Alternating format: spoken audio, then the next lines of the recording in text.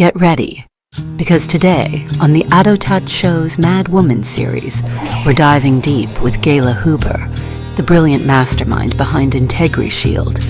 She spent over 20 years battling digital chaos, slapping down non-compliance like it's a game of whack-a-mole. If there's a way to protect a brand from digital disaster, Gayla's already 3 steps ahead.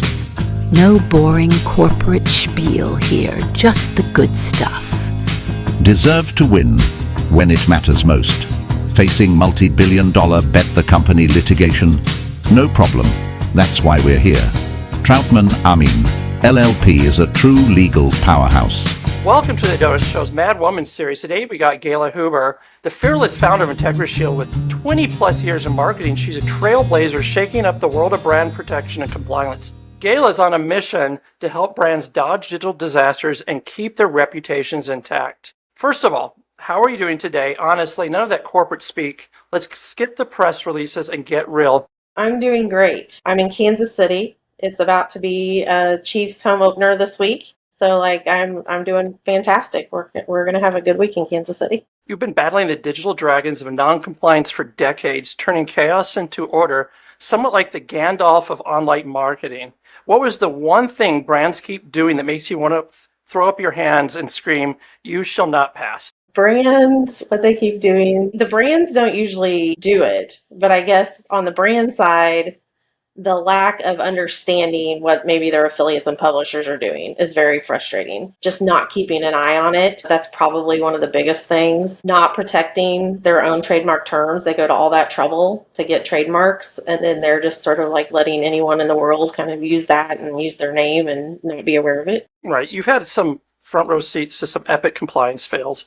Can you tell me about a time when you had to step in like a SWAT team for brand safety? Do you go full action hero, or is it more like a stealth operation? We use a lot of honey first to get things done. We've found that there are definitely some bad actors out there that know what they're doing, and they know they shouldn't be doing it. And so, we don't really need to go at them. Everybody knows the playing field. So we just try to get things done as best we can, sort of, low key. But when people don't comply and when it really puts a brand at risk, we definitely go full on warrior mode. We'll do everything we can with platforms to get things taken down. We'll work with international groups to get down things that are taking advantage of trademarks. Most recently, we learned how to get through the Malaysian courts to stop trademark infringement. So yeah, we will do what we need to do to help our clients. Did it feel like diffusing a bomb, or more like herding cats on roller skates? Herding cats. Why is that? Yeah, everything that we do, I feel like we are herding cats. We're having to teach people, tell them the same thing over and over. But, most of the people that we work with or run into that because we're doing monitoring for someone, they really do want to comply. Unfortunately, government has made it so hard to understand all the regulations and every little aspect of it. A lot of people just don't have any idea that they're even breaking the rules. Right. Do you have like a Terminator-like phrase, like "you must comply" or something that you use? We try not to say things like that just because it gets people really worried. We want them to know that when we reach out to them, that we are going to help them and help them understand it and help them get it fixed, not always just take it down. That's another thing that's maybe a little bit different. We understand, like everyone that works at IntegriShield, we all have marketing backgrounds. So we understand that having marketing out there generates revenue. And so the goal when you're doing compliance monitoring isn't always to take down. Sometimes it is just a fix. That way the content can stay out and the revenue can continue to flow. Settle for dusty old-school TV ads when you could be turning heads with Origin. Imagine zero-code solutions that make setting up your CTV campaigns faster than a double espresso shot. Origin brings dynamic, captivating ads in the living room and outside the home. With ad formats designed to grab eyeballs and stop thumbs from scrolling, Origin isn't just about reach. It's about results, like a jaw-dropping 883% lift in viewer attention. Don't just get noticed, get remembered. Visit originmedia.tv and start your ad revolution today. Is there any piece of advice that you wish that everyone would tattoo on their foreheads before jumping into affiliate marketing? Like something like trust but verify, or more like don't be an idiot? Yeah, we could say trust but verify. Yeah. I think everyone needs to have a know your vendor process in place before they, the days of just the handshake are gone. We are getting back to partnerships and we're getting back to getting to know your partner. But part of that should be having like an annual due diligence where you actually get to know your vendor and make sure they're doing what they say they're doing. So let's talk a little bit about the non-compliant vendors or affiliates who think they're clever. What's the most outrageous excuse you heard from someone who got caught red-handed? Did they blame it on the dog, the weather, alignment of the stars? No, we have a lot of people blame it on just maybe someone updating a website and they pulled some old version of something in. That gets blamed a lot. There's not really a lot of outrageous. Mostly people don't reply. They just fix it. My kid did it. Yeah. There's nothing that made you had to suppress a laugh that was just so ridiculous. I mean, we've had some pretty aggressive, not very many, like probably 3 in the whole 12 years we've been in business. But we've had some really aggressive folks where we've asked them to fix something that was just blatantly false out there. I've gotten, I think if you Google me, you'll read some pretty funny stuff by those people about me because they were so mad about it. They weren't happy you got them shut down? We didn't even try to shut them down. We just needed them to take out their false advertising. And they were just like, no way? They were just like, no. We love it this way. Yeah, we love the false advertising. And what did the advertiser say? Well, the advertiser, I think, probably sent them a cease and desist and went after them. That's a good idea. So your business really revolves around sniffing out the bad apples before they spoil the bunch. Ever feel like you're starting your own private detective drama, a trench coat and all? Do you ever imagine yourself in black and white, narrating to a smoky jazz soundtrack? Not that, but we are definitely private investigators. I have the best team. They are so good at sniffing out different methods and tactics that people are using to try to get around our system. It's really funny. That might be one of my favorite parts of the job, where if someone's like, we know that these people are doing this, and somebody has sent it to us. How are they doing it? We can't find it. And then we really get into it and figure out how they're getting around our system and why it's not flagging it. So that is probably one of my favorite parts of the job, just being a nerd and going out and figuring out how people are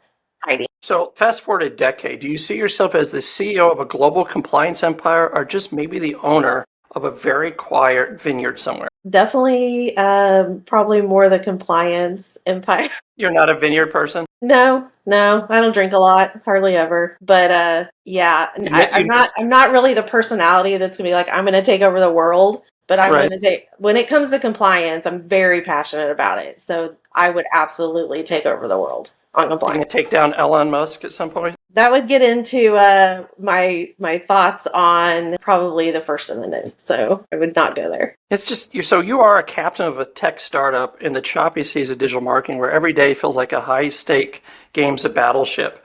What has been your most, for the love of all that is holy, moment so far? Oh my gosh, I have one of those every week. Is it because of your employees or usually your clients? I occasionally will have employees that do something and I'm just like, what? What are we doing? And sometimes it works out to be like something really great for us. And I'm just like, what are you doing over there? Like, I can't believe you sent that to a client and didn't talk to me first. But, it's funny enough, my employees have such great relationships with their clients and they work here because they are good. And I do trust them, but they have such open, transparent relationships with our clients. They'll send them anything. And sometimes it's like, oh my gosh, should we have made that soft for them because I don't want them to have a heart attack. But then also just in general, people when we're going out for when we onboard a new client and we start looking at the stuff that's out there, I'm just like, you've got to be kidding me. I mean, this is for these big brands, I cannot believe you're this big of a brand and you had this stuff out there, right?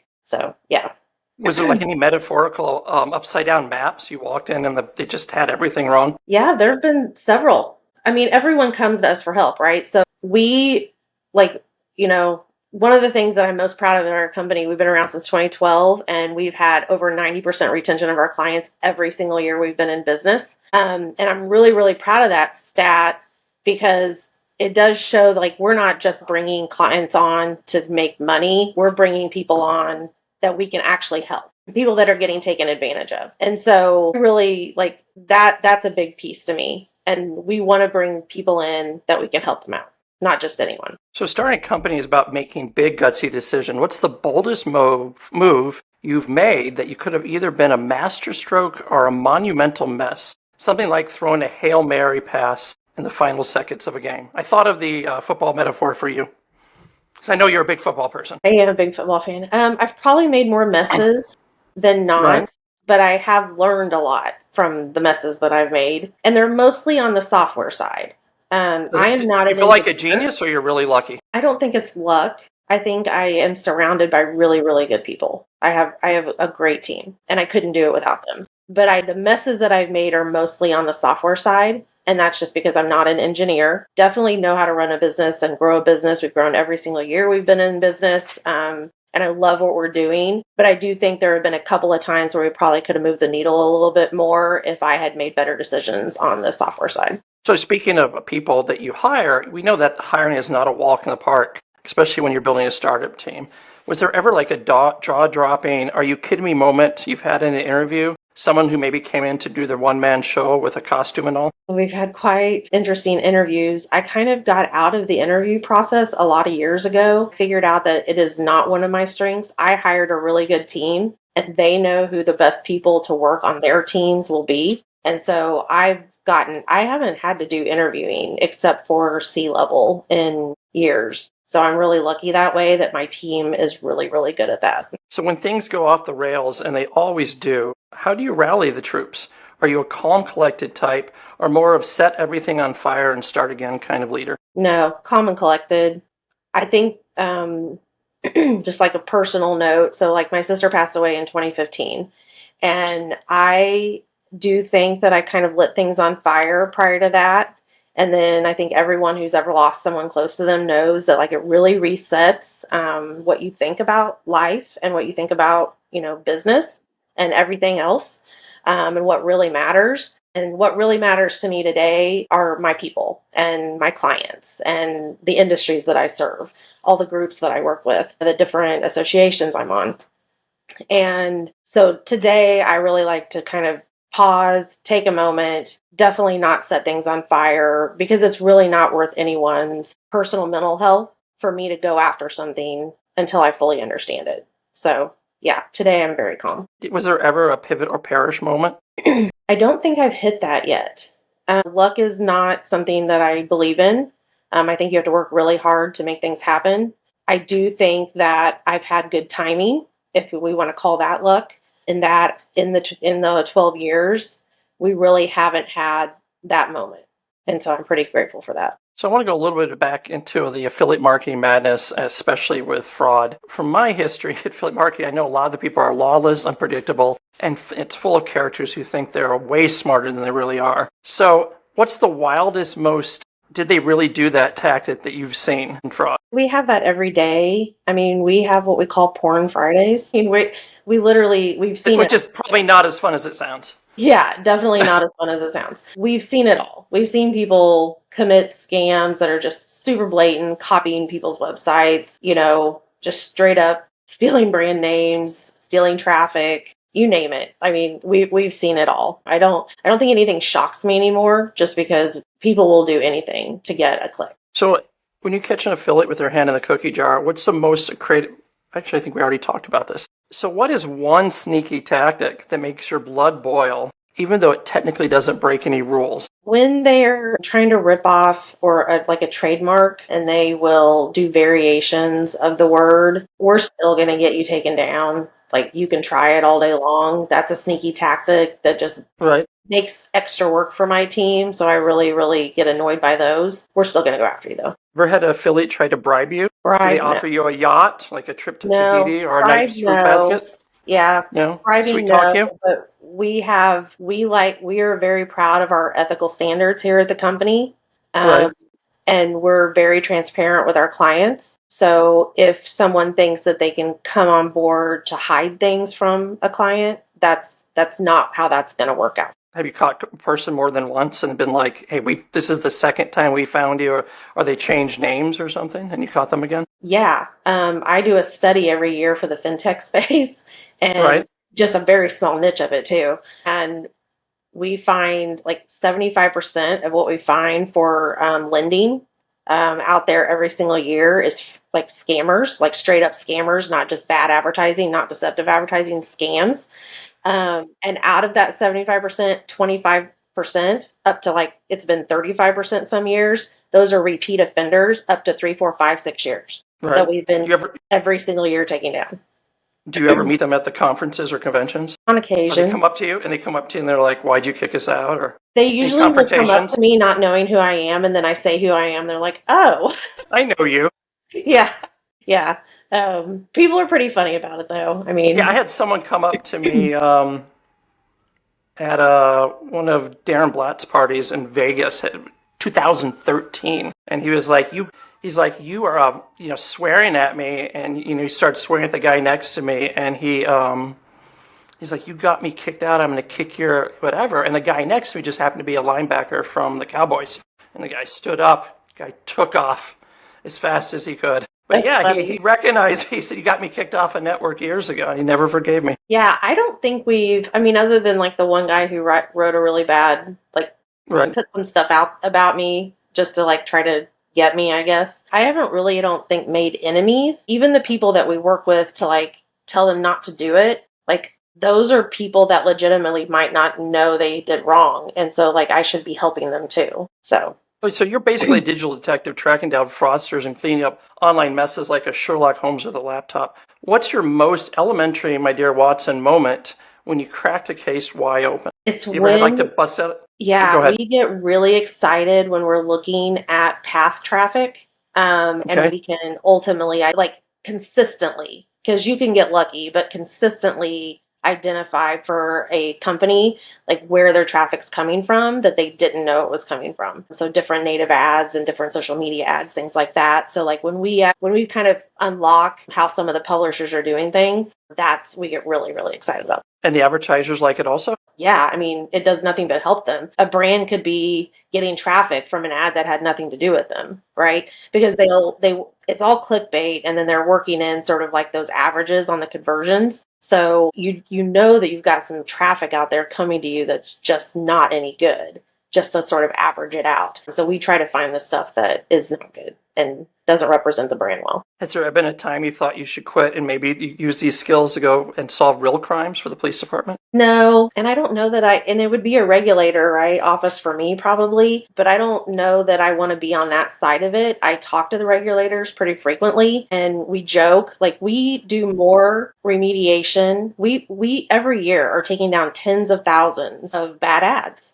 And the FTC can't say that. The CFPB can't say that. So what our company does makes a difference. I think if I ever was going to go to like the enforcement side, I would want to work for like the Small Business Administration, because I think I could do some good for small businesses, because I think they really get screwed over when it comes to marketing regulations. I would agree with that. So is there like any like really elaborate scheme that you uncover that made you think, wow, if they only use their powers for good? I think everything people do is so creative. And I think that's one of the reasons I love this industry. I mean, no matter what happens, no matter what rule comes out, our industry figures out a way to break it, remain in business, remain profitable. Right. And so like I appreciate, because I'm a marketer too, and so I appreciate the creativity out there. I wish they would use it for good more often, but I do appreciate how creative our industry is. I think it's good for the brands. Especially, again, small businesses. Small businesses need this lead gen affiliate industry. They need that. So I want them to remain creative. How do you keep your skills sharp in a world that changes faster than a TikTok trend? Any secret hacks or tips? You just have to you have to be curious. You have to stay on it every single day. You're looking. If something pops up just in general, like I kind of let myself get spammed all the time. Right. And if anything looks like something I've never seen before, like I don't just gloss by it. I want to like investigate it. I want to see what's going on, even if it's not for a client, because I want to know what people are doing. I want to know what changes are out there, how people are, changing up their code, changing up, hiding from me, because a lot of times they're not hiding from me. They might be hiding from someone else, a different platform, but then it hides it from me. So I just want to be able to figure out. Any industry blogs that you read on a daily basis? Everything in the law. So I get, of course, Troutman's, PCBA world that I look at every single day, everything that comes out. I look at all the Law 360 stuff that comes out every day. I set up alerts One of my tips to everyone on my staff when I hire them is set up alerts for every regulator. Make sure you're looking at it, because even if it kind of seems like it doesn't mean anything at the time, anything they put out could lead to something else. So like always be proactive and kind of know, like, let's be strategic about what regulators might be thinking to do next. Do you ever feel like you're one plot twist away from your own Netflix series? And if it was, what would it be called? Something like Compliance Confidential or CSI Digital Drama? I have joked many times that we could have a reality show, Right. but then everyone went remote, so I don't think we could anymore. I don't know what it would be called now. It'd be very boring because we're remote. But yeah, we definitely could have a reality show with everything that we look at. Would it be a thriller or more of a satire?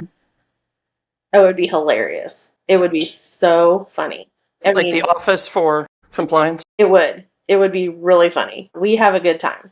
I will say that. We have a fun time with what we do. Without calling someone out, what's the weirdest client request you ever received? Something made you think, is this a joke? Or maybe they're actually serious. I won't say what it was, but when a client just tells us to stop looking for a certain thing, then I'm like, yeah, don't stop looking for that. Like, I know the regulators are looking at that right now, and they tell me to stop looking for it. I'm like, are you sure? That to me is like, I don't know what you're doing or why you're doing it. Do you have a list of the top 3 things that people try to argue with you about? I think we argue very much with people. Like someone goes, I don't agree with this. So you mentioned like they don't think the regulators are. Yeah, I mean, we've occasionally had someone say, I run like a free directory, so I don't have to obey the rules. And I'm like, well, yeah, you do. Like, consumers are still looking at what you're putting out there. That's probably number one.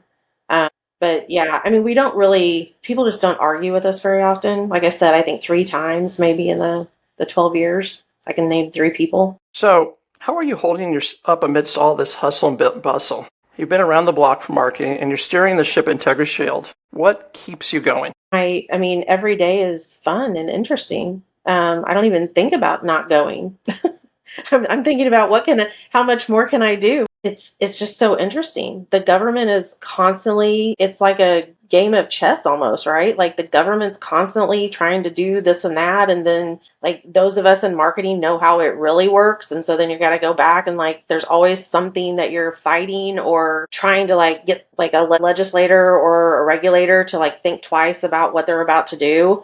I mean, there's always something to do. And so every day, no day is the same. So like, it's very, very interesting. So who's been your Yoda in all this? Someone who's taught you the ropes and left an indelible mark on your journey? Greg Gragg is definitely that person for me. This company wouldn't be here without him. And he taught me a lot about marketing when I was working for him prior to IntegriShield. And to this day, he still is very good about sort of helping guide me, especially when I'm sort of don't know which direction to go and can't fully make up my mind. He's a really, really good resource. Is he local in Kansas City also? He does come here on occasion, but he's mostly in DC. So did he teach you more of like use the force, or was it more like use common sense for heaven's sake? Common sense, that is, sorry. He probably a little bit of all of it because he's a risk taker and I didn't used to be a risk taker. So I've learned a lot of risk taking from him. And so like that was really nice because now I get out of my comfort zone and I'm willing to take any risk. But he also taught me a lot of sort of like the basics that like if you aren't paying attention, like you always have to be paying attention to all of these different aspects of your business. So those are more of the boring things, right, that we all have to do. But you have to pay attention and you should always know what's going on and never like let something go. So that I appreciate. He instilled that in me. When you think about the type of business you want to build, what are the values that matter to you most? Definitely ethics is a big piece. No matter what I do, I want to be the most honest and transparent person. I want my culture of my company to really stand out. I've got Ashley Arnaud working with me now, and she has really been working really hard to like create a culture in this environment, even though we're remote, where everyone really feels like a team, which after going remote, that became really difficult for us. So I really appreciate that. And then hard work, people are kind of afraid, I think these days, to just like hold people accountable and say, you're here, this is what I expect from you, and then I need you to do that. So really kind of getting back to where we're holding people accountable, and teaching them what we know. I don't want there to be a day, right? Most people, you couldn't go to college for what we do, and you still really can't go to college for what we actually do. So everyone that comes to my company has no idea, right? Like they have to come in at square one. And so we're training them, and we need other people to take that knowledge and be able to continue on with that, because there's not a lot of people that do compliance monitoring. So really kind of teaching the next generation how to run this business. So what's the first thing you teach them on day one? On day one, we usually try to teach them how the internet works. I know that sounds like a lot, but we try to hire people that will have some knowledge of marketing, some knowledge of sort of either social media platforms or whatever their specialty might be. But then we need them to understand sort of specifically when it comes to compliance monitoring, start understanding like when you look at something, what's the difference between something we care about on the internet versus what we should not care about on the internet? Because it's a lot, especially when you're looking at a really big brand that has hundreds of thousands of pieces of content out there. You really have to, on that day one, kind of start teaching them, like, here's the internet and this is what matters. So if you had to pick 5 people to be stranded on a desert island, who makes the cut? And don't just say your family unless they're actually useful. Yeah. I think when I was answering this question, I was like, he's going to think I'm just picking my family. But my brother is a farmer. My sister-in-law is a nurse. My husband is law enforcement and very handy. Trying to think, I think I picked my mom so I wouldn't be lonely. And then I think I picked my oldest niece because she's the most dependable. Who's going to be voted off the island first? My mom. You're just hoping she doesn't watch this. Well, she's just there because I want my mom there. But I probably need the farming and the nursing and all that. Who there knows how to make cocktails from coconuts? No one. That's No one there boring. knows how to make. I don't think anyone in that group drinks. What's one opinion you hold about the industry that's a little out there? Something that might make people's eyebrows shoot up, but you'll stand by it anyway. Something like we should replace meetings with dance-offs to boost morale. I feel like you asked me this and I can't remember how I answered it. All marketing would be better with just puppets. I don't think I have it. I don't know. I don't think I have anything good for that. I'll just go I with do joke that, like, because we're so creative, that if a nuclear bomb went off, Right. lead generators would still be around with the cockroaches. The what would be? Lead The lead generators? We were around with the cockroaches. Are you glowing? You can join this class action lawsuit. You've been in marketing for over 2 decades. What's one thing that still makes you shake your head and go, really, are we really still doing that? The obsession with endless KPIs no one understands? Or the endless parade of buzzwords? Buzzwords. Oh my gosh. That is one of the hardest things. We have so many buzzwords and it grows on daily. And so, like, when you hire a new person, it's out of control. You used to be able to have like a little glossary, like at your company of buzzwords your company uses. No. Like, people are probably Googling all day long what the acronyms mean. So, yeah, it's, buzzwords are annoying. If you could set fire to one industry practice, what would it be? Robocalls. You just think they should disappear? They get the call. I don't know why that has to be such a thing. I mean, I'm not even going to get into it. Like, I just talked to Eric Troutman last night about it and, like, where they all really come from. But they cause such grief for everyone in the industry, even the good actors. Yeah. Probably. Yeah, I might buying a car and I clicked because I wanted to just look at the trade-in value of my current car that I bought from them. And after I clicked, 5 seconds later, my cell phone rang. It was them. But it wasn't them. It was just an automatic call that they got my message. And they sent me an email and they sent me a text.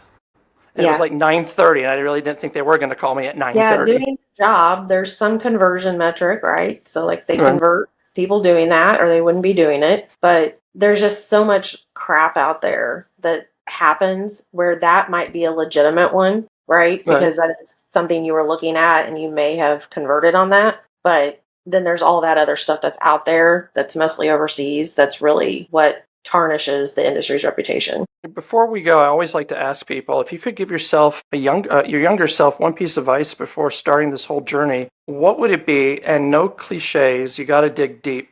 Something more practical than invest in Bitcoin. I wish that when I had first started that I was a lot calmer and I didn't try to set things on fire. I think if I had cultivated relationships a little bit more, I think that would have been good.